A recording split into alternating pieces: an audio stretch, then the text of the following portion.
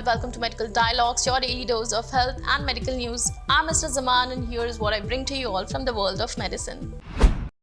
How it's a burden to manage for caregivers as it affects the mental health. Caregivers for patients with multiple myeloma may suffer from higher rates of anxiety and depression than patients themselves. According to a new study published in Blood Advances, white medical professionals have long acknowledged the toll of a serious or terminal diagnosis can have on a person's mental health.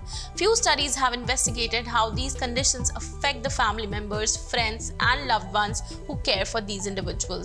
A total of 127 caregivers for patients recently diagnosed with and receiving treatment within the Dana-Farber Harvard Cancer Center network between June 2020 and January 2021. Researchers sorted participants into 3 cohorts based on the treatment regimen the patients they cared for were currently receiving. The caregivers completed questionnaires assessing their own quality of life and psychological distress, as well as their perceptions of their loved ones' cancer prognosis.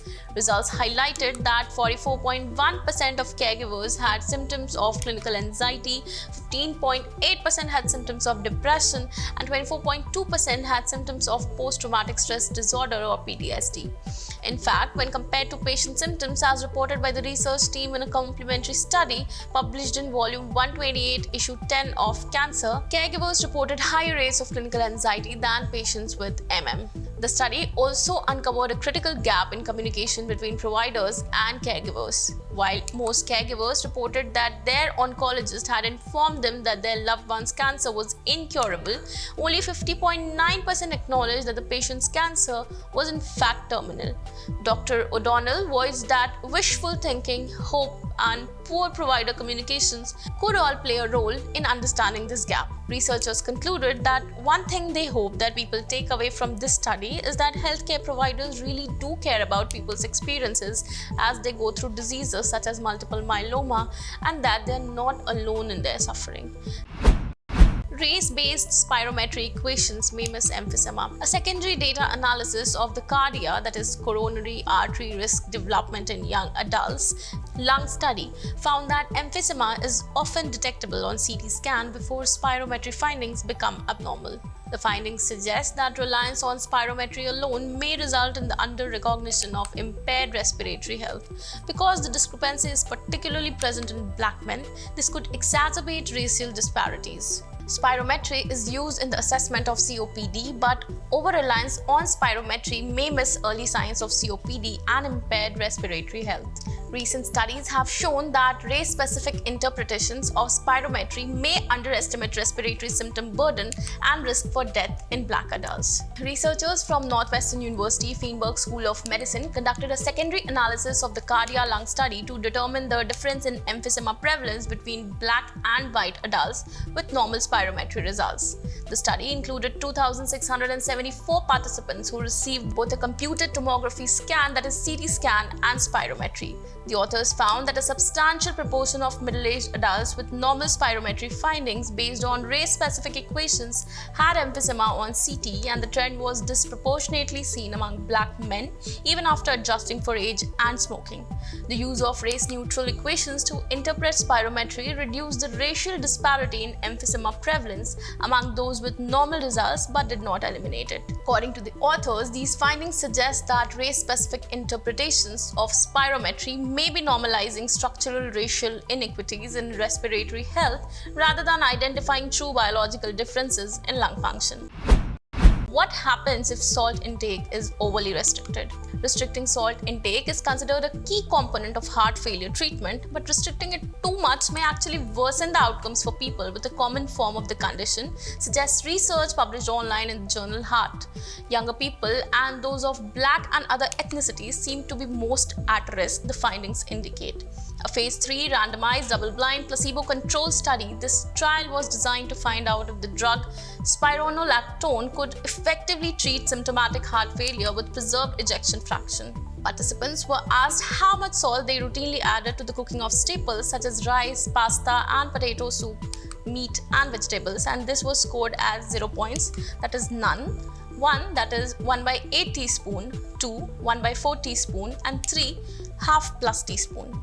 Around half of the participants, that is 816, had a cooking salt score of 0. More than half of them were men, 56%, and most were of white ethnicity, that is 81%. They weighed significantly more and had a lower diastolic blood pressure, that is 70 mmHg, than those with a cooking salt score above 0, that is 897 of them. They had also been admitted to hospital more often for heart failure, were more likely to have type 2 diabetes, poorer kidney function, to be taking meds to control their heart failure, and to have a reduced left ventricular ejection fraction or lower cardiac output. Patients with a cooking salt score above 0 were at significantly lower risk of the primary endpoint than those whose score was 0, mainly driven by the fact that they were less likely to be admitted to hospital for heart failure. But they were no less likely to die from any cause or from cardiovascular disease than those whose cooking salt score was 0. Those aged 70 or younger were significantly more likely to benefit from adding salt to their cooking than were those older than 70 in terms of the primary endpoint and admission to hospital for heart failure. Their study findings show that the volume of plasma in the blood, an indicator of congestion, wasn't significantly associated with cooking salt score, suggesting that low sodium intake didn't ease fluid retention in people with heart failure with preserved ejection fraction, point out the researchers.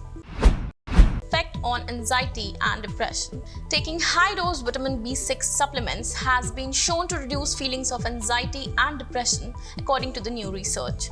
Scientists at the University of Reading measured the impact of high doses of vitamin B6 on young adults and found that they reported feeling less anxious and depressed after taking the supplements every day for a month. The study, published in the journal Human Psychopharmacology, Clinical and Experimental, provides valuable evidence to support the use of supplements thought to modify levels of activity in the brain for preventing or treating mood disorders. In the current trial, more than 300 participants were randomly assigned either vitamin B6 or B12 supplements far above the recommended daily intake, approximately 50 times the recommended daily allowance, or a placebo, and took one a day with food for a month.